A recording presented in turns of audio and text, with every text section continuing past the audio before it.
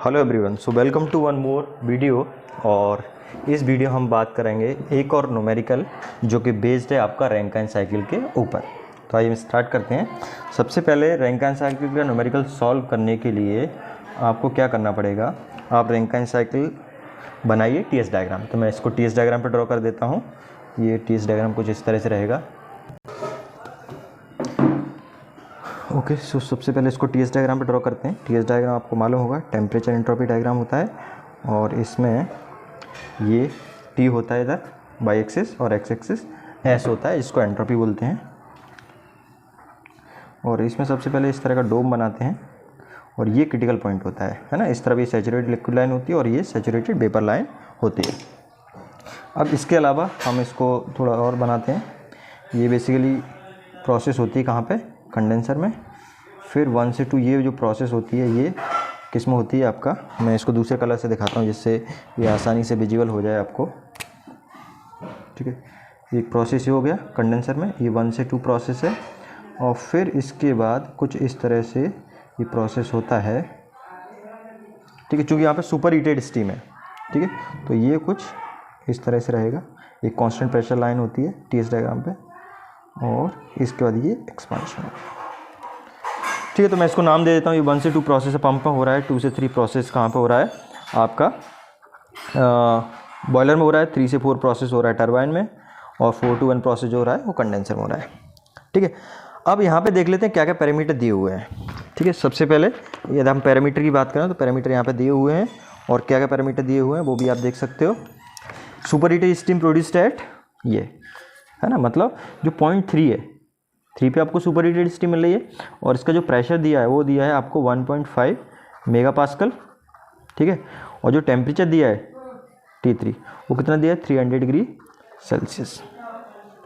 ठीक है, उसके बाद आप देखेंगे P4। ठीक है, fed to the turbine where it expands to a pressure of 80 kilo pascal, मतलब आपको P4 दिया हुआ है।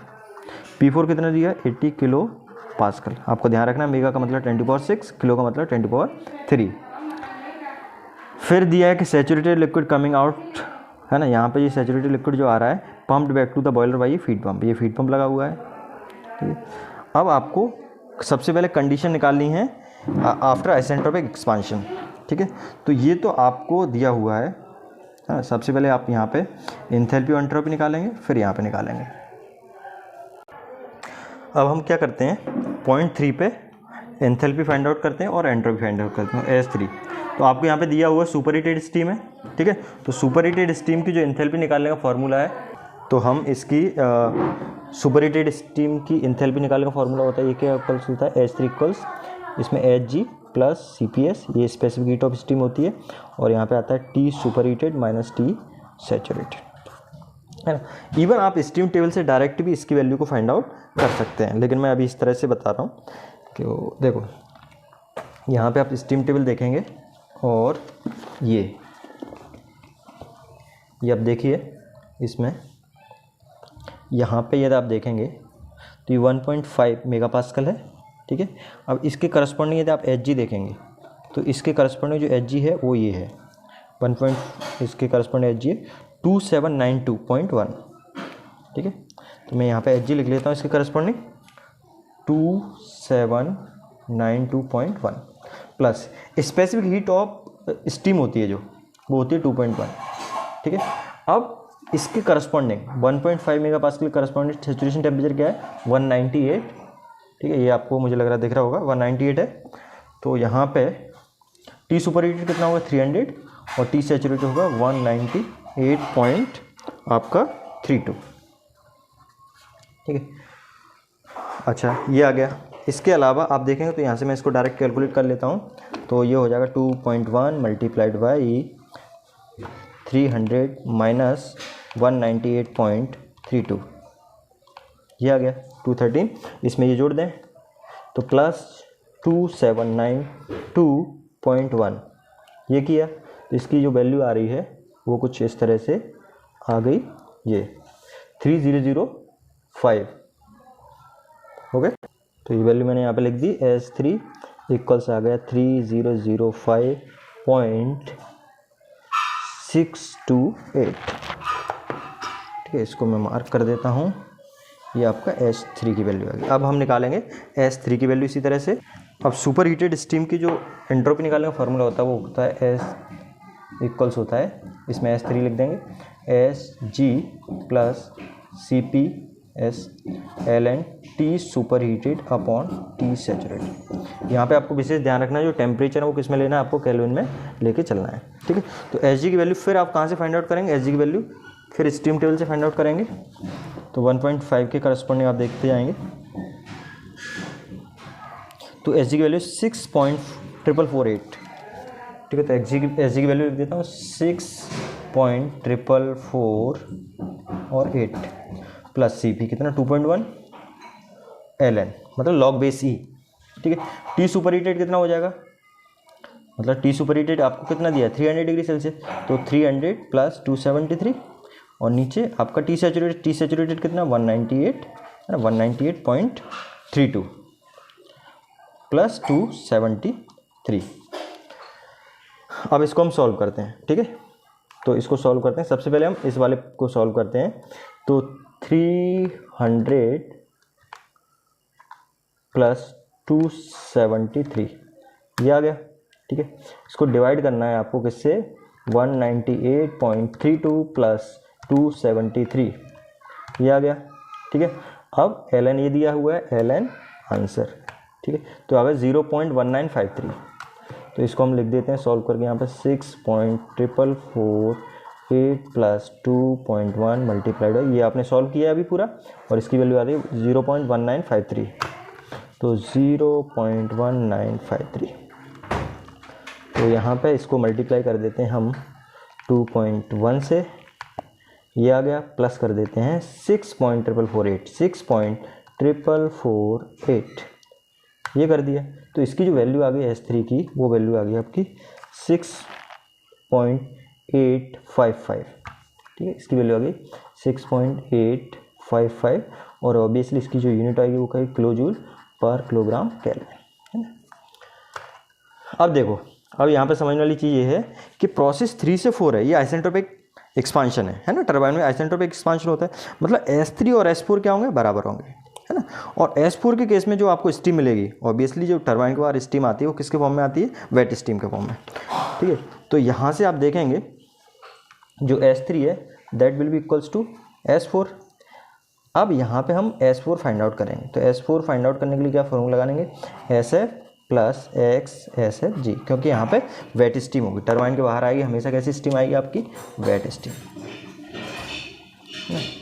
अच्छा, अब हम SF और SFG की वैल्यू स्टीम टेबल से फाइंड आउट करेंगे, लेकिन ये 0.4 है, इसके करस्पॉन्डिंग जो प्रेशर है वो कितना 80 किलो पास्कल। ठीक है, तो हम SF और SFG की वैल्यू फाइंड आउट करेंगे एट 80 किलो पास्कल। ठीक है, फिर दोबारा से स्टीम टेबल यूज़ करते हैं।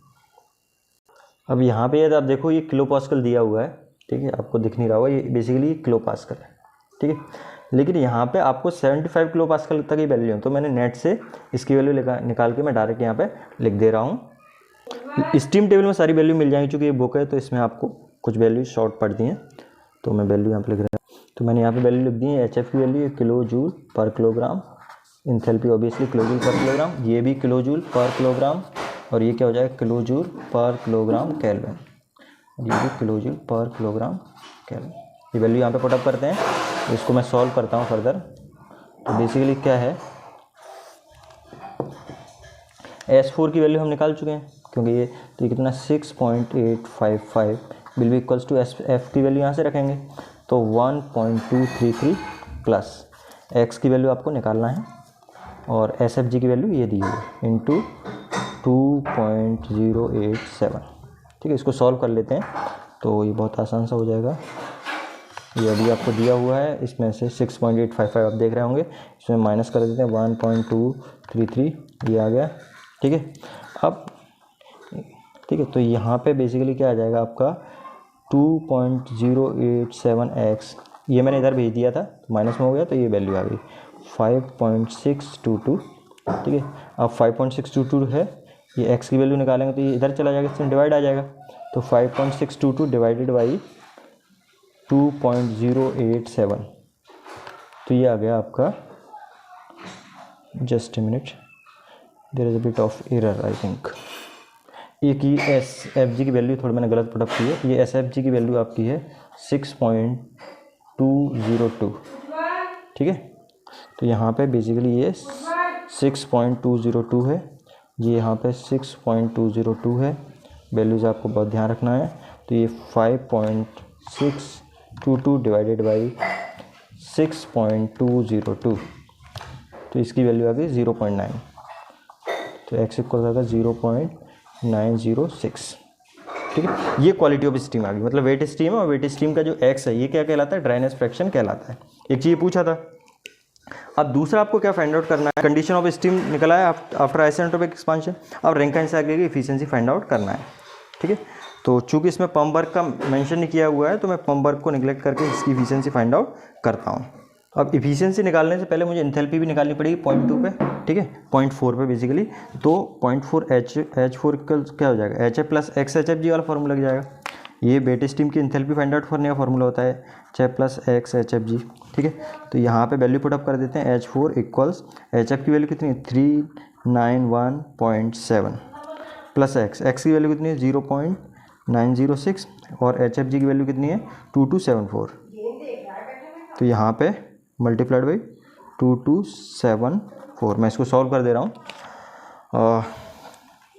ये देखो 391.7 है ना, प्लस होगा 0.906 मल्टीप्लाइड बाई 2274, तो ये आ गया 2451, ठीक है। तो H4 की वैल्यू मैं डायरेक्ट पुटअप कर देता हूँ 2451.9, ठीक है। ये आपका H4 की वैल्यू है। H3 की वैल्यू है आपके पास और H4 की वैल्यू भी आ चुकी है। हम इसकी एफिशिएंसी कैसे डिफाइन करते हैं, इसकी एफिशिएंसी डिफाइन करते हैं ईटा इक्वल्स, है ना, क्योंकि पंप वर्क हम निगलेक्ट कर रहे हैं, तो यहाँ पे क्या हो जाएगा turbine work upon heat edit, है ना। और हीट एडिशन किस में हो रहा है, प्रोसेस। जैसे हम इसकी बात करें तो हीट एडिशन ये हम निगलेक्ट कर दें तो हीट एडिशन होगा आपका 2 से 3 में, ठीक है। तो ये हो जाएगा आपका H3 माइनस H2, ठीक है। अब आपने टरबाइन वर्क को निकाला हुआ है। टरबाइन वर्क बेसिकली कैसे निकलेगा, टरबाइन वर्क हो रहा है आपका 3 से 4 में, तो ये हो जाएगा आपका यहाँ पे ईटा इक्वल्स हो जाएगा H4 minus H3। Okay sorry, मैंने उल्टा कर दिया, ये होगा H3 क्योंकि इंथैल्पी यहाँ पे ज़्यादा होगी, यहाँ पे कम होगी, तो H3 माइनस H4 हो जाएगा और अपॉन में ये H3 माइनस H2। चूँकि H2 और H1 आपने पंप वर्क निगलेक्ट किया, इसका मतलब H1 और H2 की वैल्यू क्या होगी, बराबर होगी। और H1 क्या है, सैचुरेटेड लिक्विड है ना। सैचुरेटेड लिक्विड की आपकी जो इंथैल्पी है वो किसके बराबर होगी, HF के बराबर होगी। तो यहाँ पे सारी वैल्यूज़ हैं आपके पास। बेसिकली मैं इसको इस तरह से भी लिख सकता हूँ, H3 माइनस H2 जैसे मैंने लिखा हुआ है, तो इसको मैं लिख सकता हूँ H3 माइनस H1 के टर्म्स में लिख सकता हूँ। तो H3 माइनस H1, तो ये इक्वल्स H3 की वैल्यू हमने निकाली थी। H3 की वैल्यू कितनी 3005.628, तो 3005.628, ठीक है, माइनस H4 हमने अभी निकाला है। H4 की वैल्यू कितनी आई आपकी 2451.9। यहाँ पे फिर आपने H3 की वैल्यू 3005.628 माइनस H2, ठीक है। तो ये बेसिकली यहाँ पे क्या है, सैचुरेटेड लिक्विड है at pressure of 80 kilo pascal. तो 80 किलो पास्कल के करस्पॉन्डिंग हमने ये वैल्यू HF की ली 391.7, तो मैं यहाँ पे 391.7, है ना। यहाँ पे H1 और H2 को मैंने इक्वल माना है क्योंकि ये पंप वर्क को हम निगलेक्ट करके चल रहे हैं। जब निगलेक्ट करके चलेंगे तो ये बराबर होगा। अब इसको हम सॉल्व कर लेते हैं, तो सॉल्व करते हैं 3005.628 माइनस 2451.9, ये आ गया। इसको डिवाइड कर देते हैं 3005.628 माइनस ऑफ 391.7, ये आ गया। तो आपकी वैल्यू आ गई 21.1, तो ईटा इक्वल्स आ गया 0.2118। यदि हम इसको परसेंटेज में बात करें तो ये आ जाएगा 21.18%। ये आपकी इफिशियंसी आ गई रैंकिन साइकिल की। अब इसमें स्टीम कंजप्शन ऑन पूछा है, तो स्टीम देखो ये एफिशिएंसी निकाल ली हमने, है ना, ये 21.18 आ गई। दूसरा स्टीम कंजप्शन पूछा है, तो स्टीम कंजप्शन निकालने का फॉर्मूला है, स्टीम कंजप्शन निकालने का फॉर्मूला क्या है, स्पेसिफिक स्टीम कंजप्शन इक्वल्स होता है 3600 अपॉन डब्ल्यू नेट, है ना। डब्ल्यू नेट कैसे निकालते हैं, W T minus W P, चूँकि इसमें पंप वर्क हमने निगलेक्ट किया हुआ है, तो ये आ जाएगा स्पेसिफिक स्टीम कंजम्पशन इक्वल्स हो जाएगा 3600 अपॉन डब्ल्यू नेट, मतलब टरबाइन वर्क। टरबाइन वर्क क्या है आपका H3 minus H4, turbine work तो ये हो जाएगा दिस माइनस दिस, तो SSC स्पेसिफिक स्टीम कंजम्पशन हो गया 3600 अपॉन दिस, ये आ जाएगा S3 की वैल्यू है 3005.628 माइनस 2451.9।